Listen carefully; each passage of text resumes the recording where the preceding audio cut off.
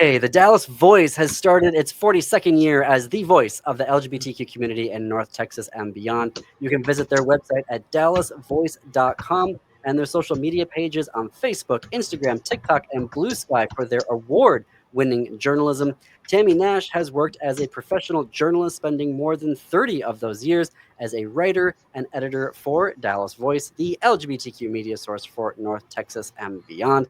In her spare time, she takes photos, mainly of birds and flowers and the dog. Tammye, so good to see you again. I know it's been a minute. You guys, yeah, been out of pocket for a while here. Out of us too. It's been a whirlwind every time before an election. I know you know better than we do what that's like. Okay, so every year the University of Texas at Tyler hosts an Halloween event, Trunk or Treat, and it's hosted by the East Texas Crisis Center. And normally LGBTQ groups just participate in that, but this year not the case. Yeah, and I think they found out late in the game. It's a group called Tyler Area Gays Plus Tag, and they've been around for a long. They've been around for a long time and been active down there. They have regular events. They have like every month they have specific events. They have a men's center, they have a women's center, they have a co-ed dinner, you know, they have a Halloween party, all this stuff. They're not new, and they're, you know, it's not a bunch of this guy's sound fun. Not a bunch of rabble rousers coming in there trying to shake things up. It's just people who are LGBTQ. They live in this I can't really call it a suburb. It's too far from Dallas to be a suburb, but you know, it's not a small town. It's just a mid-sized town, city. And you know, they all live there. They're involved in the community. They do a lot of things. There's another group that's more recent I'm less familiar with. It's called the Glass House. I think it's like a counseling support kind of organization. A lady named Erin runs that. Bailey? Oh my gosh, I just forgot her name. Anyway, Erin. But they've been involved in this, you know, for a while now. And then just out of the blue, all of a sudden, they got word from the school, yeah, y'all can't come. Yep, you can't be here this time. And obviously, it's all part of, you know, schools trying to stay in good with the right wing and, you know, cut back on all their DEI stuff. And I want to say that I think there are a lot of schools, a lot of organizations, a lot of businesses who are going along with this crap simply because they can't afford not to. You know, the person that holds the purse strings for a lot of grants, a lot of you know, federal contracts. You know, they're like using that as a weapon to force compliance. And you know, it's easy for me to sit here and say, screw it, don't do it, you know, just be defiant, don't give in to them. But then I'm not the one paying their bills either. So I don't know, I guess you call that a double-edged sword, but it's just like I said. Go ahead. No, I was just curious about what was the East Texas Crisis Center's response like? Were they in on the decision making, or were they caught off guard as well? From what I understand, it came from the school. Okay. And I don't know when the Crisis Center found out about it and passed it along, but it all stems from the school. So, and I was talking with Erin the other day. Each month when I go into Dallas and I'm on my way back, I could take a scenic route through Tyler and drop off some papers for them for the Glass House and to distribute. And I was talking to Erin when I dropped those off, and she was saying there's an annual suicide awareness walk that's coming up, and which, you know, fits into what you were saying about the trans athlete earlier. But that's coming up, and they have participated in that. I believe maybe the crisis center. I can't remember exactly who she said is in charge of that, but it's also on the campus. So Mm. when I talked to her last Friday, they had not had any definite words yet, but they're waiting to see if they get disinvited from that at the last minute as well, even though it's something that they have been involved in for a while. And, obviously is of major importance to our community, but Mhm. it's on the campus, so who knows? I mean, this is where we begin to learn. I mean, for folks who don't know, the economic and just community importance that a college or university has within a given town. Like, they're not just there offering academic classes, and they're not just there, putting on sports programs. Like, they organize events, and they are hosting events, and they are spending money and supporting things within the community. And Mm-hmm. so it's, here we're They bring a beginning. lot of people into Mhm. town for a variety of reasons, from whether it's mom and dad coming to see the kid in a basketball game or whatever. So yeah, their influence is pretty strong, especially in mid-sized towns like Tyler. It might Mhm. not be Mhm. it might not be as big an import in a bigger city like Dallas or Fort Worth, but a town like Tyler where it's kind of a center, yeah, that's a big deal. Mhm. So Mhm.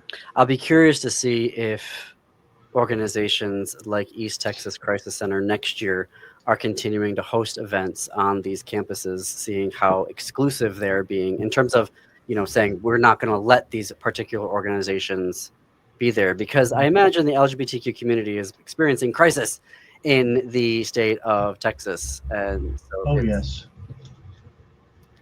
yeah. yes, in a lot of ways, yes. So Okay.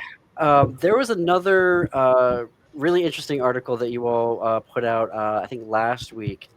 All the drama over the rainbow crosswalks. And it's yes, I mean, seemingly the great issue of our time is now becoming the rainbow crosswalk. And only and by the you know what?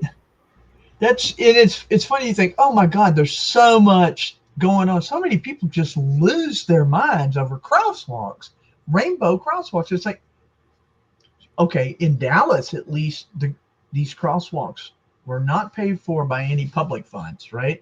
All of the money, both times that they put them in initially in 2020, and they used some thermoplastic, yay, kind of it's gonna last for everything, and it didn't, and it started falling apart. So they came back in and they redid it with a different, a better method this time and a slightly different design. And of course, ever since they put them in, people would come down there. Oh, I'm watching my language. People would come down there in their big old trucks and burn out on it just to show out. Oh, look what I did. It's like, whatever, But and then oh my gosh, on Facebook, on our page on Facebook, I would be just like, why do you people care? You don't live in Elk Lawn. A lot of you don't even live in freaking Dallas. Not Mhm. a cent of your money or any public money went to this. There's nothing. What is your problem? What is it? Rainbows belong to God. God told you to sit down and shut up. My gosh. He does not care, or she does not care that people paint rainbow crosswalks, right? But and then on our side of it, it's like, for some reason, people have identified so strongly with this. And for me, it was like, we paid for it. It's in our neighborhood. It's our thing. What do you care? It's nothing to do with you. Go home. Mhm. If you not, why are you in the gay neighborhood in the first place, caring about crosswalks? Well, Did and you I think notice I it when you read. came out on Friday night or what? But then I, somebody commented on one of our posts about it recently that it's not about some paint on the pavement. It's about what mm, that represents. It's an identity. It's a sense of belonging, a sense of a safe place to be, community. It's a representation of community. And again, That's what all these people are so in an uproar about, is because this is a public, visible display of our community, and they don't want our community to be seen. Mhm. So, and then Oakland Community Church. I mean, Okay, there we go. yeah, Oakland Avenue in Cedar Springs, right? This is like where the gateway to gay Dallas is. There's actually a monument there and this sign and rainbows. And this church has been there forever. It's beautiful, old. I think it's on the National Historic Registry in terms of, or whatever that's called, where this is an historic building. This is, has uh, historic Heritage. recognition. Yeah. And so obviously you have to have, permission to make certain changes, but the steps leading up to it are not. And this church, they're just concrete steps. There's nothing historic about them. This beautiful old church sits here kind of up, it rises up, slopes up, and the church is here, and this big intersection is here, the Legacy of Love Monument, the Gateway to Oakland sign, rainbow sign over here. And this church has been there for a long time. For a long time, it was old white people money church, But as it sat there, and as the Methodist denomination began to progress and evolve, it changed, and the membership changed, and our community, a lot of people in our community are really rediscovering their spiritual side, and for a lot of them identifying with that church. And they have this very totally fabulous lesbian minister named Rachel. And just when all of this stuff, and then, Greg Abbott, because he can't let Ron DeSantis get ahead of him, Rob, we got a piss and match with those, who can be the biggest jerk. He sends this order because rainbow crosswalks are unsafe, which is crap, because studies have shown they are safer. You've got to, and then political ideology. It's like, let me kiss Trump's orange butt a little harder, and I'm going to order everybody in Texas to get rid of these. That's going to bring us to our next story that I want to talk about. Breaking news out of Texas today. But we have to fit in another break before we continue our conversation with Tammye Nash, managing editor of Dallas Voice. And before we hit that break, check out our GLAAD Media Award nominated podcast, This Queer Book Saved My Life. I interview LGBTQ guests from across the rainbow about the queer books that had a life-saving impact for them. Plus, we bring the authors in to join the conversation. This Queer Book Saved My Life is available everywhere you stream your podcast and at thisqueerbook.com. Stay tuned. We will be right back. You're listening to The Gailey Show on AM 950, KTNF, the progressive voice of Minnesota, and WCPT 820, Chicago's Progressive Talk.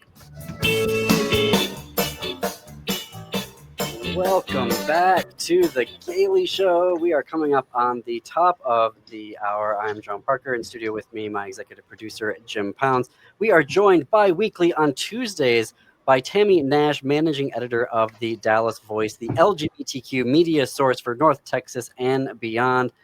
Tammye, your attorney general decided to file a lawsuit today against Johnson & Johnson. Yeah, he announced it today. Yeah, and Kenview. Oh, I want to say this back to the church real quick. If you want to go to dallasvoice.com real quick, right there on the front page, we have a scroll at the top. The latest blog is a picture of the church, and it's like 3/4 of the way finished now, so people can see the steps and how fabulous they look. But now on to the genius that is Ken Paxton. This guy is running for U.S. Senate, right, against John Cornyn, who has been in the U.S. Senate. He's challenging Cornyn in the Republican primary. I think there's another guy from Houston that is an up-and-coming MAGA star, who's Nathan Johnson, I believe is his name, who is also running in the primary. But let me say this, first of all, I'm glad that Kenneth Paxton is running for the Senate, because that means he's not running for re-election to Attorney General's office. Ooh. Thank you for small favors.